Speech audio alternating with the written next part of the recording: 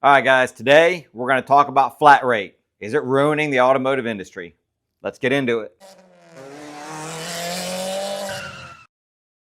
Here's what we're going to go over in this video. We're going to talk about what flat rate is. A lot of people don't know what it is, so we're just going to give an explanation on what that pay plan is. We're going to talk about flat rate compared to hourly, what the plus and minuses are of both of them. We're going to talk about what we pay here, how we pay here, and why we do it. I've got a great story on exactly why we do what we do in this shop.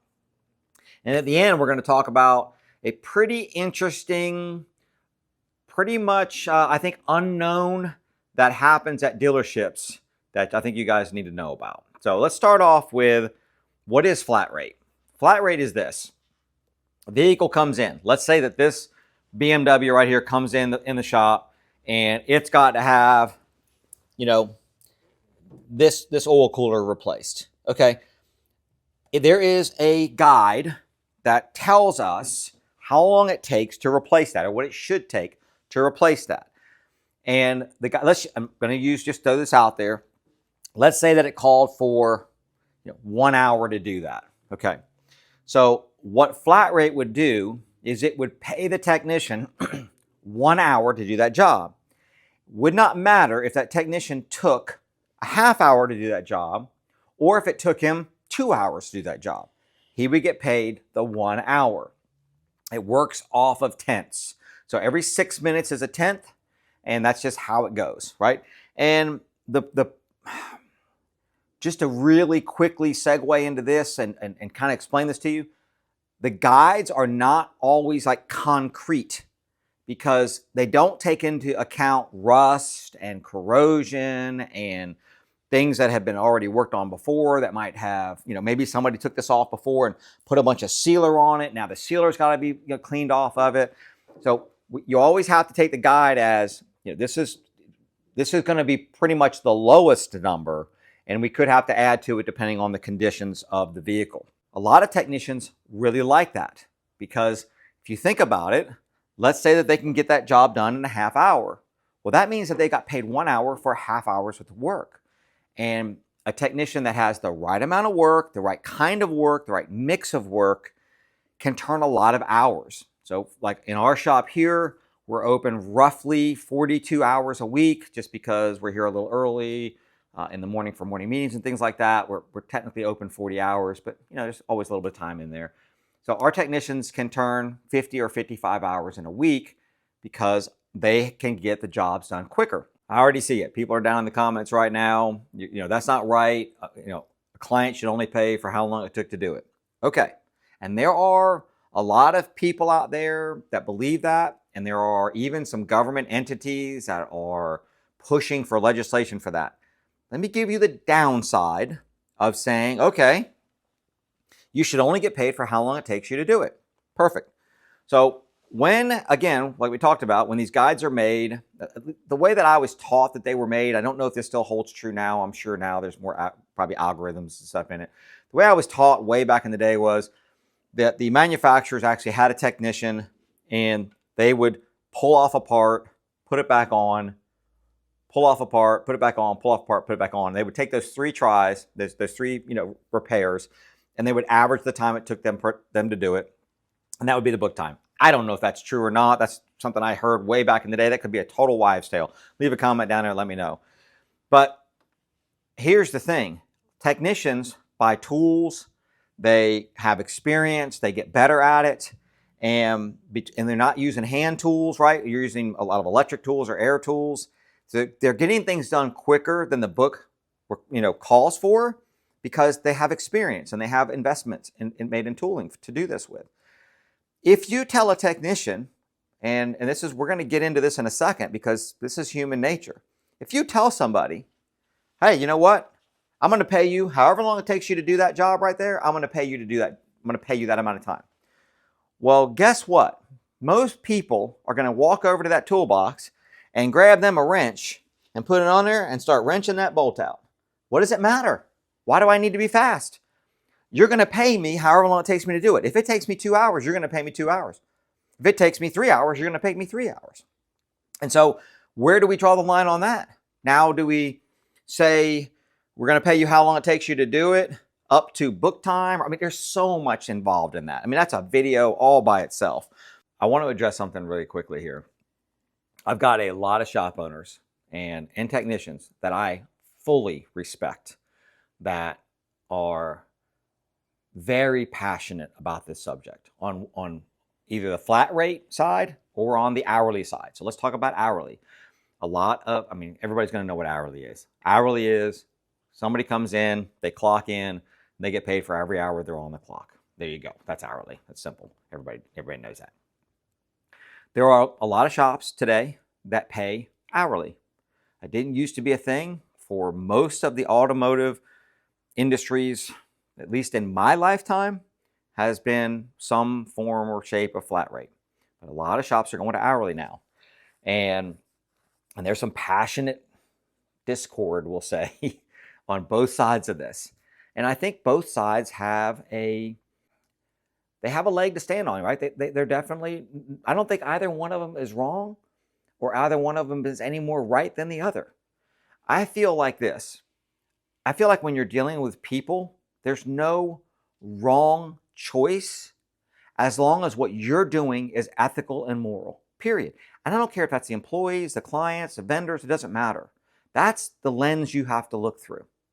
So if you pay somebody hourly and you know in your heart that they could not turn more money flat rate, so you're not paying them hourly just to try to get the most out of them and pay them, this is what you're going to get paid, doesn't matter. I'll make tons of money as a shop owner if you turn a lot of hours and you won't get a piece of that. You're just going to get your hourly, but you're comfortable because you're going to get your hourly, right? You don't have any skin in the game, right? If you're okay with that, then that's fine. If you know, I know I'm paying them good, right? And most of the shop owners that I know are. They're paying their guys really good, and that's great.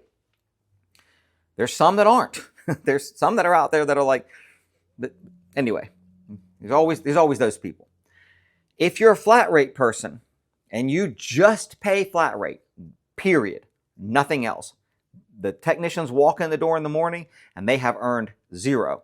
And the first car they fix, that's when they start making money. If you're that shop and you know that you have the right mix of work, that you have service advisors that are doing their job properly, that you have systems in place to make sure that parts are available, that those technicians are not standing around or sitting in lawn chairs, right? That you have the right amount of technicians, that you're not just sitting there with 3 or 4 extra technicians that are sitting around waiting for work to come in because as a shop owner, you just want that work to go in and out right now. As soon as somebody walks in, you want somebody to be able to work on it. But they're not costing you any money if they're sitting in a lawn chair, right? As long as you're not doing that, as long as you know, I'm taking care of my flat rate guys. They got the right work, they're getting it done, I'm making sure everything's right for them, they're making good money, then I'm okay with that too. It's perfectly fine. I don't think either one of them is wrong. Can both of them be abused? Absolutely, both of them can be abused. Like most systems in the world, something can be abused to take advantage of people. It can happen. The way we do it here, let's talk about that. I don't do either one of these, right? I do it where our technicians get paid. It depends on the level of technician, depends on what their skill level is. The lower the skill level, they still have to make a living. They still have to survive, right? So the lower the skill level, they'll make an hourly wage that's higher, and they'll make a small flat rate, right? They'll get paid by what they do, right? We're going to call it flat rate.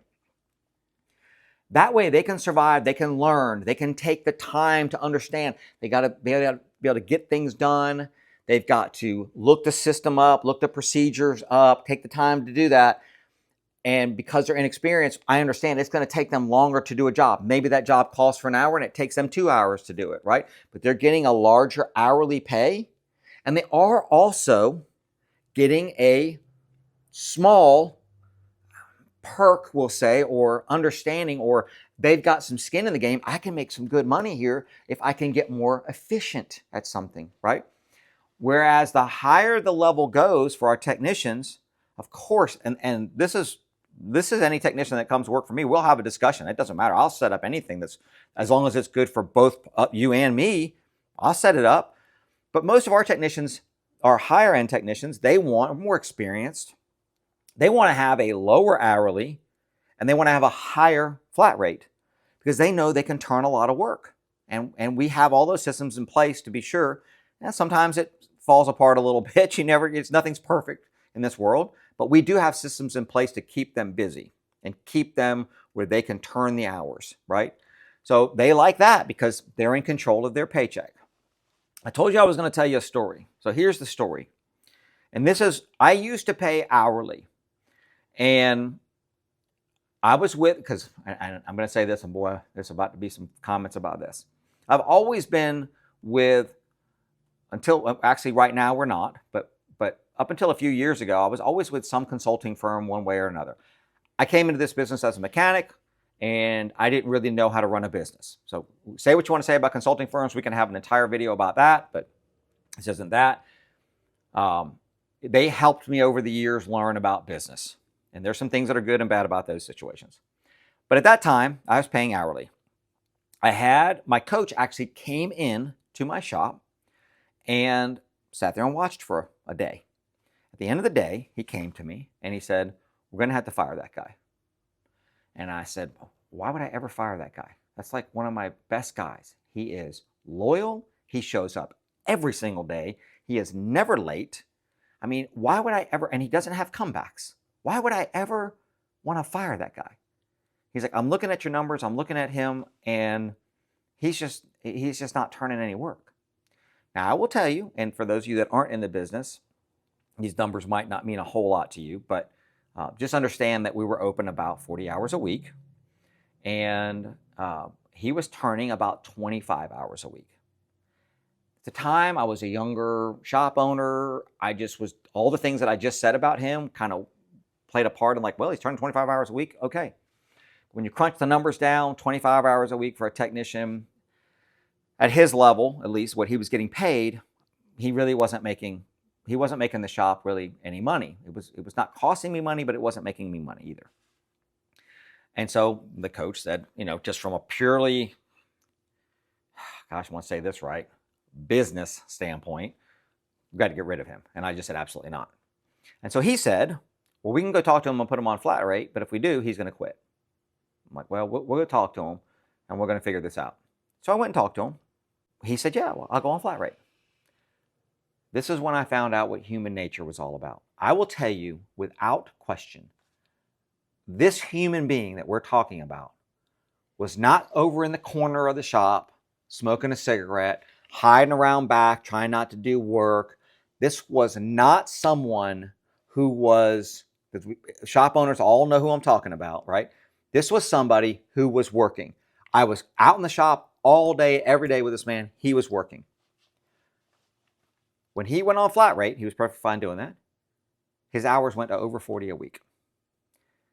And it made me realize it's human nature that when you have some skin in the game, when your pay is dependent on what you do, you're going to do more. It's just human nature. It's just no other way around it.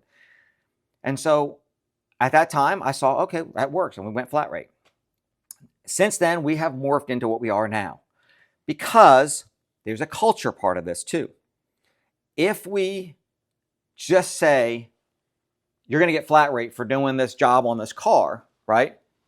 And then I say next to you, I'm the technician next to you, and I'm working on a car, and I say, hey, push help. Come give me some push help. What you hear in a lot of shops is, well, what am I getting paid for that?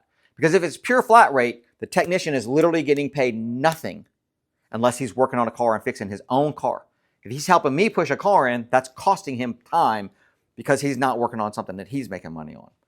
So it breeds can breed a culture of dog eat dog. Dog eat dog. I'm just here for me. I'm not here for you. You need help. You need help prying something or pushing something in or whatever it may be. I'm not here for you.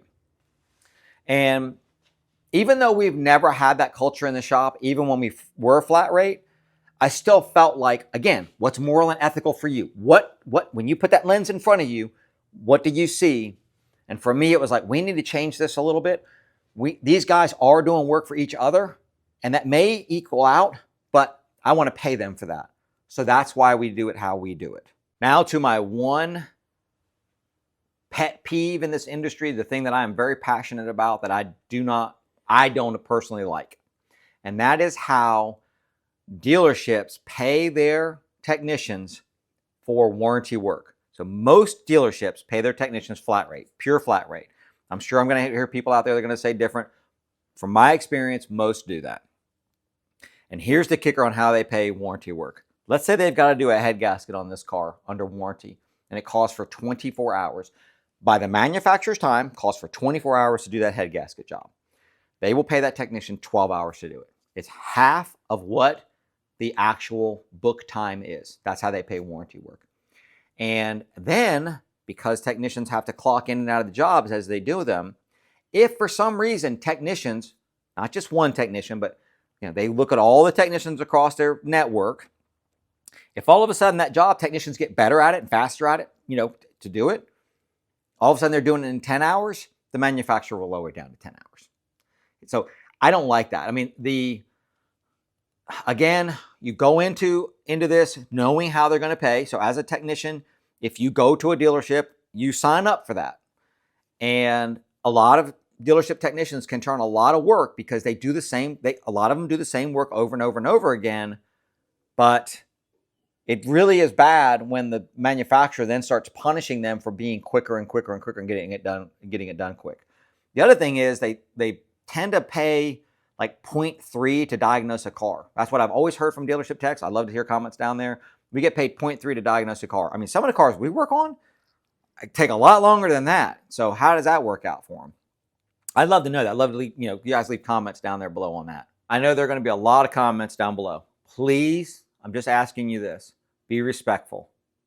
Don't say you got crappy leadership if you can't have somebody on hourly, or, if you're paying somebody flat rate, you're ripping them off.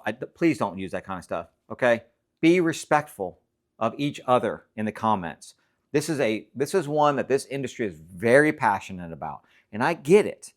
We want to do, when we feel like we're doing something that's right, then we want everybody to do that. But what people do in their own shops, if it works for them and it works for their employees and everybody's happy, then let's go with that and say, double thumbs up, good job on that one, right?